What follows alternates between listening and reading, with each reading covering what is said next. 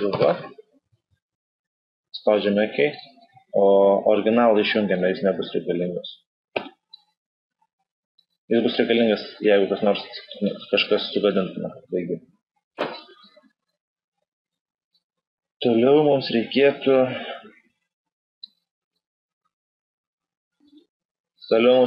suflatinti kiekvieną layerį. Taigi spaudžiame, užeiname mūsų pasirinktą layerį, pirmos raidės, spaudžiame Ctrl ir New Layer. Tada laikome spaudę Ctrl raidelę ir paspaudžiame ant L. Tuomet paspaudžiame raidę E. Taipogi laikome spaudę Ctrl mygtuką ir spaudžiame E. Ir taip darome su kiekvienu. Pasižymime į raidę, spaudžiame Ctrl, spaudžiame New Layer, pasižymime vėl, paspaudžiame su pelės kairių klavišų ant I, laikome spaudę Ctrl ir spaudžiame E. Taigi su E taipogi.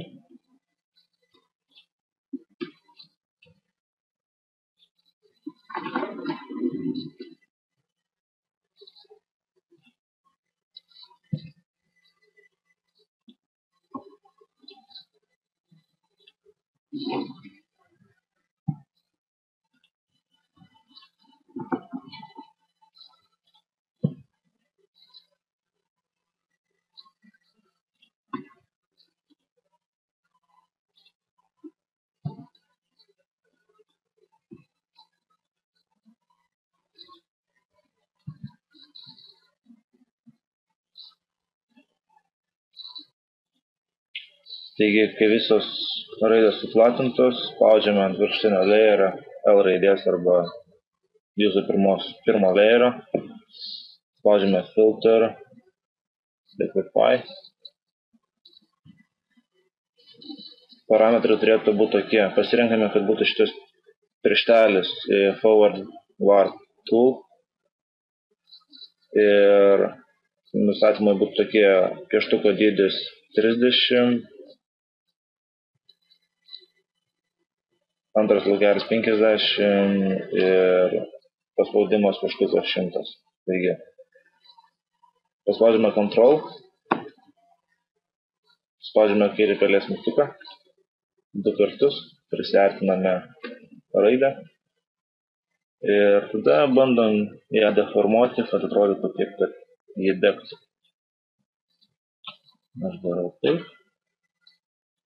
Galite pagal save daryti.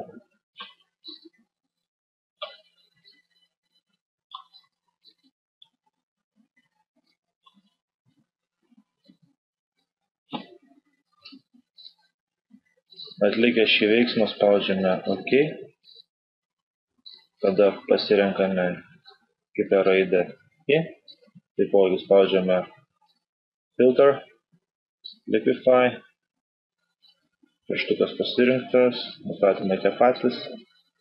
Ir tai darome su kiekviena raidelė. Spaudžiame Ctrl, spaudžiame kairį pelės klavišą 2 kartus.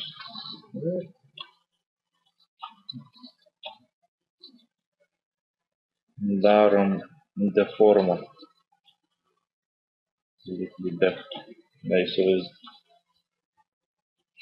Gal kažkam geriau, kažkam prasčiau.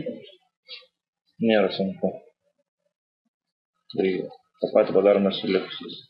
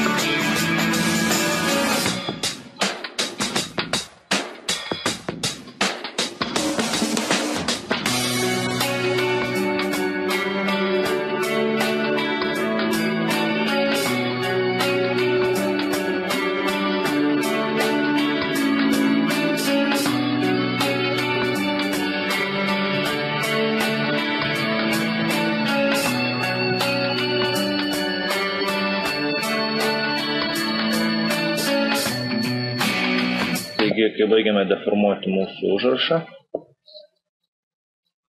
tai buvo sunkiausia dalis. Dabar liko tik pažaidimas. Taigi, susileidžiame mūsų aplanką su Lietuvos lajeriais ir paspaudžiame Mask Tool.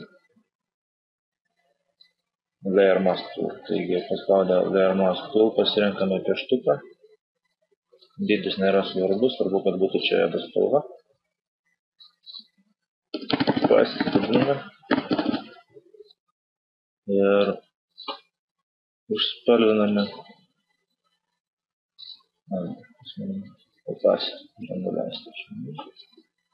ir užspalviname viršų.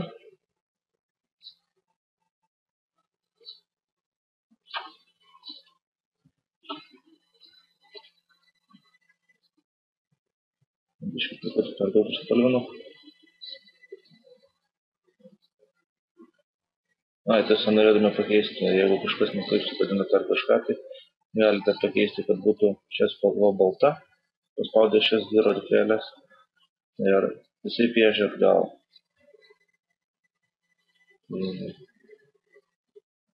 Spalviname viršų.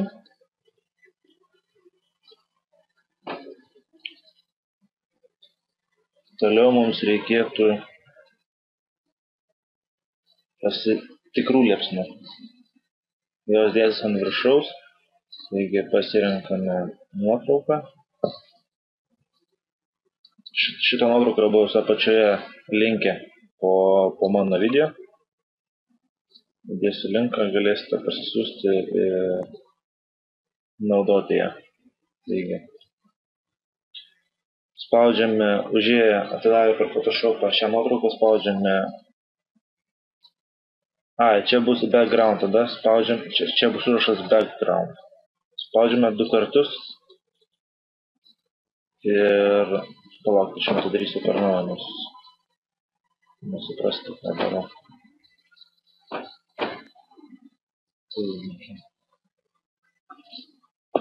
Šortas.